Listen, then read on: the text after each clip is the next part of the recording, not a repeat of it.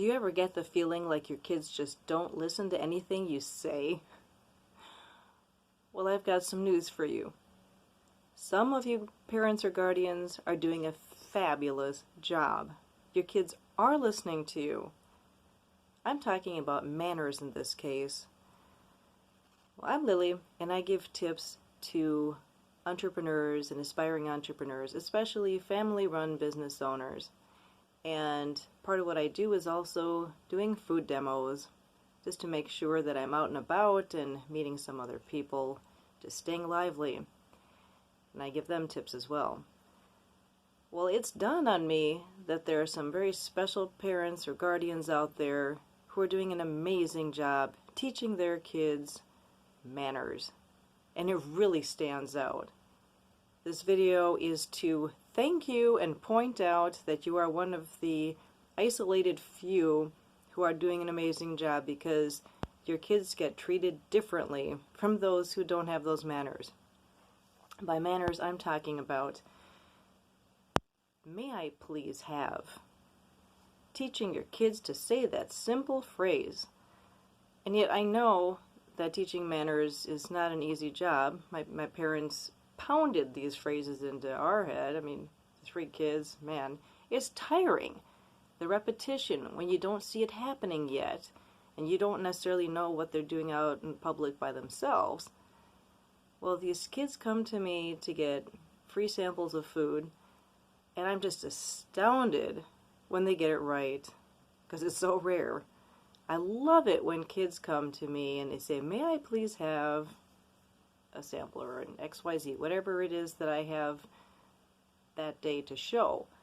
It's so cool, and I so appreciate it because it feels so good, and it's so classy.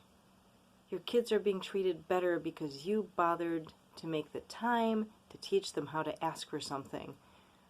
Whether it is, may I please, or can I please, preferential for may I please.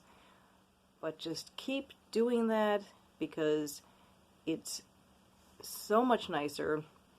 People will treat the kids better, and it goes into their adulthood. People respect them more. It's unbelievable. And since so few people do it, I appreciate it that much more. I tell you, what I often hear instead is, I want this. And the parent is actually modeling it by saying, you want XYZ or do you want that? And I know life gets busy, so it's not easy to teach manners, but when you do, thank you so much. Now, if you're still under the impression, even if you know that your kids have great manners, if you still wonder whether they actually listen to you, here's a great book that my friend Dworsky of Dworsky Agency recommended for me to read, since I wanted to be able to help out families even more. The book is How to Talk So Kids Will Listen, and Listen So Kids Will Talk. Take a look. And it's written by Adele Faber and Elaine Maslish.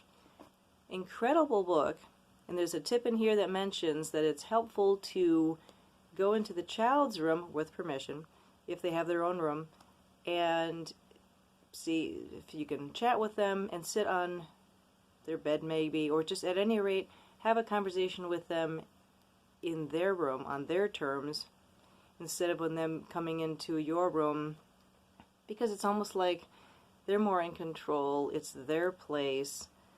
It made sense when I read it in the book. It was a really good example. It just puts in more equal terms if you go into their room to have a nice conversation with them, because it's their place. So once again, How to Talk So Kids Will Listen, and Listen So Kids Will Talk. And once again, thank you for the hard work you do to instill manners into those kids. Parents or guardians, my hats go off to you. I don't have my own biological kids. I haven't had to teach kids manners. It's tough. But the 1% that do it well, do it incredibly well. Thank you, and share this with other parents who might feel like they're not doing enough for it, or might think no one cares. Because we do, and your kids get better treatment that way. That's the other thing. And please subscribe. Thank you so much. Enjoy your day.